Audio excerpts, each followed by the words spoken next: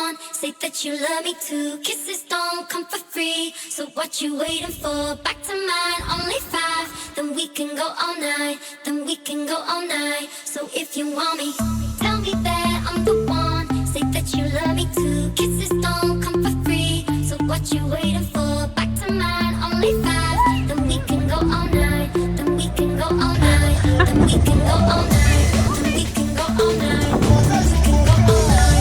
we can go all night, then we can go all night, so if you want me, tell me that I'm the one. Say that you love me too. Kisses don't come for free, so what you waiting for? Üdv újra mindenkinek itt a csatornámon, Abigail vagyok, és hoztam nektek újra pár rejtett kincset Madeiráról. Ehhez kapcsolódóan tettem már föl anyagokat egy külön playlistbe, de úgy gondoltam, hogy van még itt bőven, amit hozzácsaphatok. És fogok is a jövőben is, úgyhogy iratkozzatok fel, ha nem akartok egyről sem lemaradni. A listát Ribeira de Janelával kezdtem. Ez az egyik legkülönlegesebb és legnyugodtabb pontja Madeira északi partjának, Porto Muniz szomszédságában. A falu a part mentén található ikonikus sziklaformációról kapta a nevét, a Janela ugyanis azt jelenti, hogy ablak. Az óceánból kiemelkedő hatalmas szikla tetején van egy természetes rés, ami pontosan úgy néz ki, mint egy ablak. Ez nem egy klasszikus strandolóhely, hanem egy lenyűgöző, sziklás, kavicsos part. Egy kicsit olyan, mintha nem is evilági lenne. Valószínűleg emiatt választották 2023-ban a Star Wars új sorozatának az Akolit egyik főhelyszínének. A partmenti hatalmas, hegyes bazaltsziklák és a völgy drámai meredeksége pont úgy néz ki, mintha egy messzi-messzi galaxisban lennénk, és nem is a Földön. Madeira lakói számára hatalmas büszkeség volt, hogy itt forgatták ezt a filmet, mert bár korábban is forgattak Madeirán filmeket, de ekkora a Disney George Lucas filmprodukció teljesen új szintre emelte a sziget hírnevét. De a filmtől függetlenül ez a hely egy igazi fotós Kánaán. Már önmagában az is, ahogy ezek a sziklák kiemelkednek az óceánból, és főleg, hogyha nagyok a hullámok, akkor elképesztő fotókat lehet itt csinálni, és napkeltekor azon az ablakon, ami most innen pont nem látszik, átsüt a nap, és egy ilyen hosszú fénycsóvát hoz létre, elvileg az nagyon gyönyörű, én még sajnos nem láttam, de akinek van kedve olyan korán reggel idejönni és kivárni, hogy a nap éppen átsüssön azon az ablakon, akkor biztos olyan fantasztikus képeket fog kapni. Még egy tipp, mielőtt tovább indulunk, a sziklába vájtak egy lépcsősort és egy alagutat, ami egy kilátóteraszhoz vezet. Innen a legjobb nézni, ahogy a hatalmas hullámok megtörnek a sziklákon, és innen is fantasztikus fotókat lehet csinálni.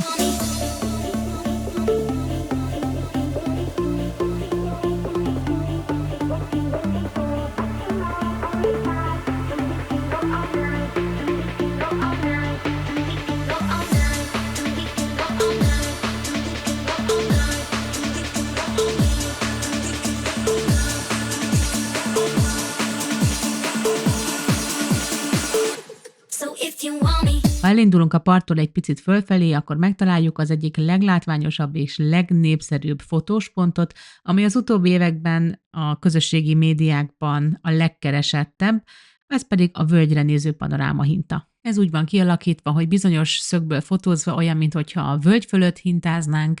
Egyébként fantasztikus kilátás van a völgyre, mögötte rá van írva, hogy Ribeira de Janela, I love Ribeira de Janela, tehát fantasztikusan szép fotókat lehet itt tényleg csinálni.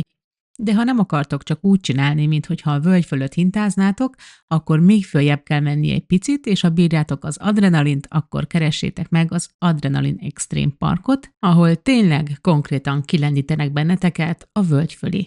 Ez Madeira legújabb és legizgalmasabb kalandparkja, ahol a Star Wars-os hangulat mellé igazi adrenalin löketet is kaphatsz.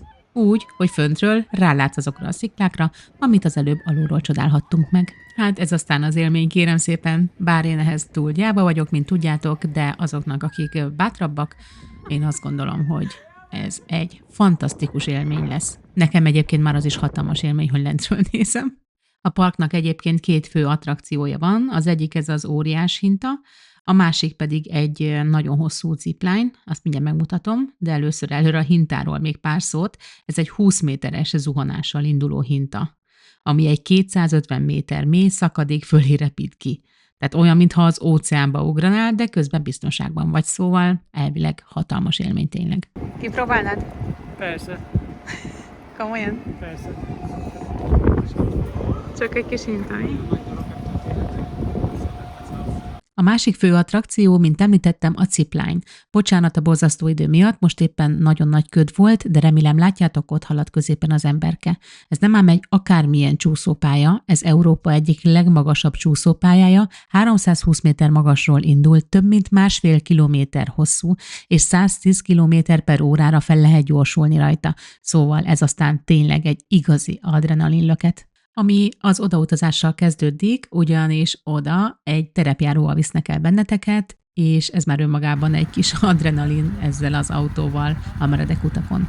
Ez a park egyébként hétköznap minden nap nyitva van, reggel 9-től este 6-ig. Látjátok a legrosszabb időjárási körülmények között is, mikor ekkora köd, eső van. Azt mondták egyébként, hogy ez is egy hatalmas élmény, amikor így a ködbe beleszáguldasz, és nem látod, mi van előtted. Mondjuk, ha valaki fél a magasságtól, akkor ez akár praktikus is. A következő rejtett kincs a Santo de Serrai Park. Az előző videómban, amiben bemutattam nektek a piacokat, a Santo de Serrai piacnál említettem, hogy a legközelebbi videómban be fogom nektek mutatni a mellette lévő nagy parkot is, és örülök, hogy ennek most itt eljött az ideje, mert ennek a parknak mindenképpen akartam szánni pár percet, mert érdemes tudni, hogy ha már úgyis feljöttek esetleg a piacra, akkor innen csak pár méterre hatalmas kaméliák, azáleák, rododendronok és páfrányfenyők között sétálgathattok. Főleg tavasszal, amikor a virágok nyílnak, egészen mesebeli a látvány. A parkhoz tartozik egy kis állatsimogató is, egy ilyen kisebb elkerített részen, dámszarvasokkal, pávákkal, lovakkal, kecskékkel. A gyerekek és állatbarát felnőtteknek ez egy kedves kis időtöltés lehet.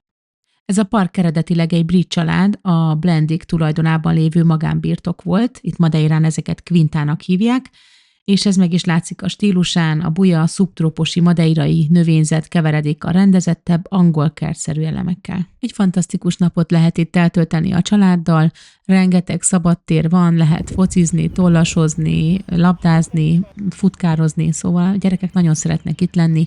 Mi, hogyha följövünk vasárnap délelőtt a piacra, utána mindig bejövünk és eltöltünk pár kellemes órát itt. A parkhoz tartozik egy gyönyörű kilátó is, piknikező hellyel. Azt gondolom, hogy ez Madeira egyik legvarázslatosabb, mégis kevésbé reklámozott kincse. Szóval, ha szeretitek a nyugalmat, a ködös erdők hangulatát és a romantikus kerteket, ezt a helyet szerintem imádni fogjátok. Még egy érdekesség Santo de Serráról, ha már úgyis itt jártok, akkor a Santo de Serrai Golf Club mindenképpen megér egy látogatást. Ha pedig szerettek golfozni, akkor kihagyhatatlan. Ez ugyanis nem csak Madeira, hanem egész Európa egyik leglátványosabb hegyi pályája. Rendszeresen a világ legjobb és legszebb golfpályái közé sorolják a különböző szaklapok.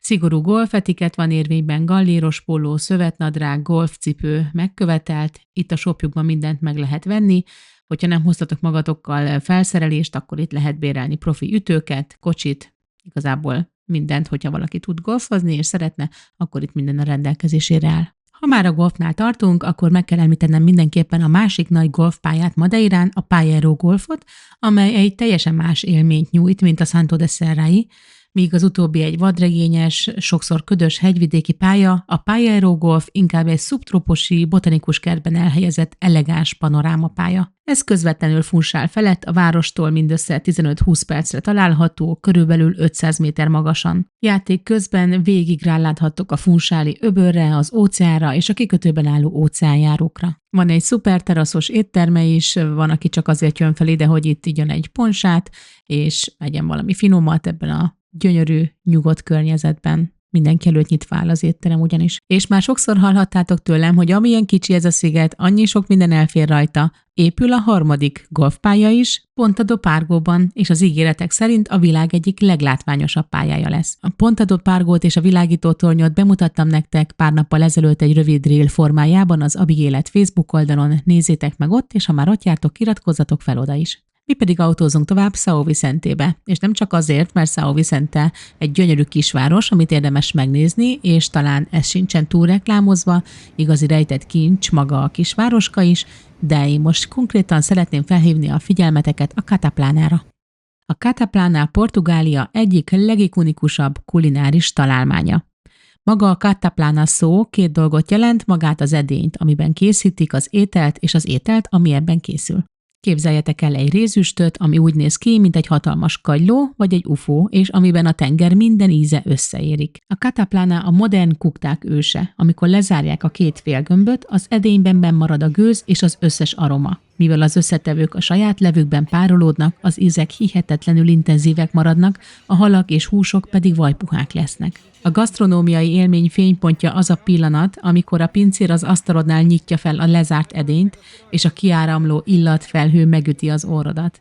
Ez leírhatatlan. Különböző verziói léteznek, van tengergyümölcsös, húsos, van vegyes, lehet kenni rizssel, lehet kenni krumplival. Nekünk volt szerencsénk kipróbálni Dél-Portugáliában, Portimaóban, és itt Madeirán is, és ezt a helyet szerettem volna nektek megmutatni, a kataplana éttermet São Vicentében, mert mi itt rendkívül finom kataplánát ettünk, és ajánljuk mindenkinek, az egyik kedvenc helyünk. A vendéglátás 10 pontos, erről még a kutyámnak is hasonló lenne a véleménye, ha megkérdeznétek.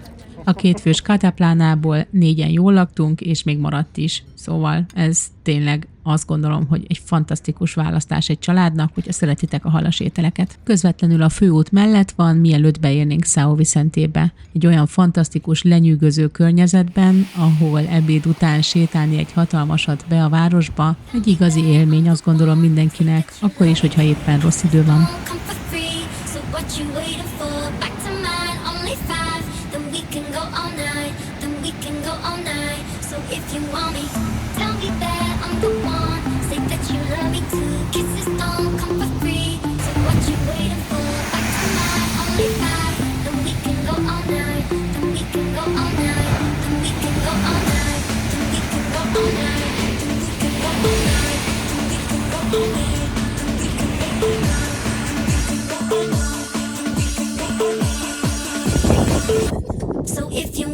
Az éttermeknél maradva most egy olyan helyet mutatok nektek, ahol az étel másodrangú, a kilátás miatt járunk ide. Ez az étterem ugyanis szó szerint egy sziklafal szélére épült az északi parton, Boaventura közelében. Itt láthatjátok magatok alatt az Atlanti-óceán vad hullámait, a meredek zöld hegyoldalakat és az északi part csipkés vonulatát. Ezt mindig is hangsúlyoztam, hogy míg a déli part funsál, napsütéses és barátságos, itt az északi parton érzi az ember igazán az óceán erejét és a sziget vad természetét. Maga az étterem is jó, egy családias, kedves, jó hangulatú étteremről van szó, finom ételt készítenek, fantasztikus vendéglátással, de ez Madeirán nem ritka, ez nem tenné különlegessé a helyet, viszont ez a kilátás abszolút igen. Ezért megér ide eljönni. Egy másik kilátó a Pico do Faro, ami miatt pedig Mexikóba érdemes elmenni. Ez Mexikó legismertebb és legfontosabb kilátópontja. A neve azt jelenti magyarul, hogy fákja csúcs, és onnan ered, hogy régen így gyújtottak hatalmas tüzeket, hogy figyelmeztessék a lakosságot a közeledő kalózokra. Innen teljes panorámát kapunk a mexikói völgyre, az aranyhomokos strandra, a reptér kifutópályájára, és távolabb a Szent Lőrinc-félszigetre is. Innen csak pár percnyi autóútra van már a reptér, és mivel a reptérről már készítettem külön videót, erről most nem fogok beszélni nektek, viszont a reptér alatti részről szeretnék ejteni pár szót. Ugyanis ez a terület a világ egyik legkülönlegesebb építészeti és szabadidős helyszíne. Mivel a kifutópályát 180 hatalmas betonpillérrel hosszabbították meg az óceán felett, az így létrejött fedett területet nem hagyták üresen, hanem közösségi térré alakították át. Van egy hatalmas parkoló, amiatt nem kell aggódni, hogy itt ne tudna bárki bármikor parkolni. Van itt gördeszkapálya, skatepark, kosárlabdapálya, futszálpálya, kézilabdapálya, teniszpályák, sőt még squashpályák is vannak hátul. Ezeket születésnapokra ki is lehet bérelni, ilyenkor korán reggel idejönnek, hozzák a nagy felfújható ugrálóvárat. Ez főleg a kisebbeknek érdekes, de a nagyobbaknak is van bőven lehetőség. Van egy szuper kis go-kart-pálya is. Maga a hely hangulata egészen szürreális. Képzeljétek el, ahogy a hatalmas 50 méter magas betonoszlopok között sétálgattok, miközben a fejetek fölött néhány percenként több 10 tonnás repülőgépek dübörögnek el. Idén mi is itt tartottuk a gyerekek születésnapját. Are you having any fun? Mi egyébként is ide járunk minden héten, mert a gyerekek ide járnak mászni, és egy mászással egybekötött go-karthozós születésnapot tartottunk most, ami elég szuperül sikerült.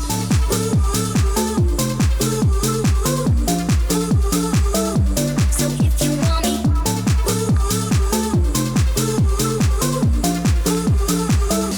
so if you want me.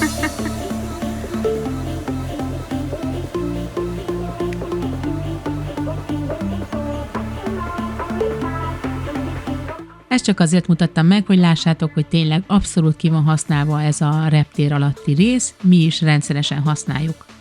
Egyébként itt a sportpark, az közvetlenül az óceán partján fekszik, tehát a kilátás is szuper, és ki van építve egy kis parti sétány is, ahol sétálni, futni lehet.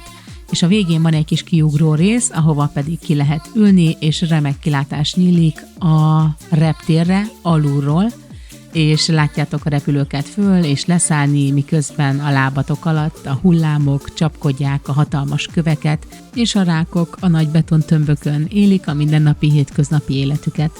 Hát ilyen a mi hétköznapi életünk is itt Madeirán, ez az egyik jellegzetes pontja az életünknek mostanában a mászás miatt. Én remélem, hogy tudtam nektek újdonságokat mutatni, és olyan helyeket, amit ennek a videónak köszönhetően most majd elmentek és megnéztek. Hozok még hasonló videókat, hogyha nem is tudok mostanában hétről hétre nagy videóval szolgálni, de kisebb videókat, akár napi szinten teszek föl nektek az Abigélet Facebook és Insta oldalakra. Elsősorban Madeiráról, mert itt élünk, de bárhonnan a világból, ahova éppen utazunk. Higgyétek el, hogy Madeiráról is mindig van mit posztolni, éppen most vagyunk túl megint a karneválon, fantasztikusra sikerült idén is, kitettek magukért. Nagyon szép élmény volt, még anyukámat is megtáncoltatták. Ezekkel a képekkel búcsúzom, tartsatok velem legközelebb is, sziasztok!